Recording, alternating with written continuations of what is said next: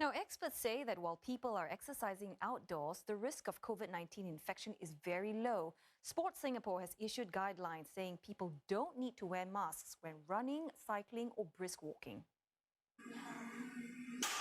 Haris Ismail used to work out at gyms almost every day, but these had to be shut for a month in line with the circuit breaker measures. The 29-year-old decided to head outdoors. He tried running wearing a mask, but soon gave up. The consumption of oxygen is very minimal, so it was quite a challenge, but I did not actually run the whole time with the mask. After maybe about a few 15 minutes, I went to take it off because it's really getting hard to breathe. With the guidelines issued, people doing strenuous exercises like running or cycling don't have to wear masks. However, they'll need to put it on after working out. Masks, though, are still needed for those walking or strolling. One doctor agrees with the guidelines and adds that the risk of getting the COVID-19 infection while exercising outdoors is very low. In an outdoor exposed environment, the risk is actually very low in the first place. Why? It's because when you have the respiratory droplets in an outdoor environment, as compared to a confined space, the virus particle is actually distributed in a more wider area. The chance of you getting the virus is actually very low, unless someone directly cough or sneeze right in your face. And wearing a mask when exercising might be risky for some, according to another doctor. When you wear a mask, it becomes quite difficult to breathe.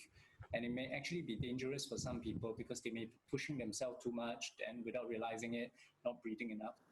And as for those who insist on wearing one while exercising, they should take it easy. Some of the warning signs may be that people start to feel more breathless, more fatigued than usual. Other things may be also you are starting to feel giddy. That's also a possible sign. Hopefully we don't have people having chest pains or feeling very, very uncomfortable or wanting to vomit or feeling nauseous at the same time. But these are all possible signs that they are maybe pushing themselves a bit too hard. The doctors advise those exercising outdoors to do so alone and in empty places. During this circuit breaker period, people can only exercise with those from the same household. And for a closer look at safe distancing and enforcement efforts, I'm joined now by Environment and Water Resources Minister Masagos Zulkifli. Well, a warm welcome, sir. So we are day 10 into the circuit breaker, and today nearly 50 people caught not wearing masks, 150 others fined for breaking these safe distancing rules. And I want to know, what do you make of these numbers? Well, in total, you can see it's about 200. That means for the last few days, we have been fining 200 people on a daily basis, except that this time, the people who violated safety distancing measures number about 150 or more, slightly more than that. And then the number who violated mask wearing is 50. Well, for mask wearing, I think it's a good start. The numbers are very manageable, 50. And looking around, photographs that enforcement officers have been sending me, I'm quite pleased. But I think, of course, we can do better. Right. And Minister, we know that there are exceptions, like we heard earlier from the doctors, for example, someone who's engaging in strenuous exercise, they don't need to wear the mask. But I'm wondering, to what extent will the authorities go to find out whether or not someone is actually telling the truth? Look, I think the most important thing to remember is to stay home. Stay home as much as possible so that we all protect ourselves and protect each other. Go out for the essentials like exercising. And if you know that you're going to find hard breathing while you are exercising hard, then don't put on the mask. But please, the moment you finish exercising, put it on. I don't think we will have a hard and fast rule looking at people running around, whether they should or should not put a mask on. But clearly, when they are done, we will require them to do so.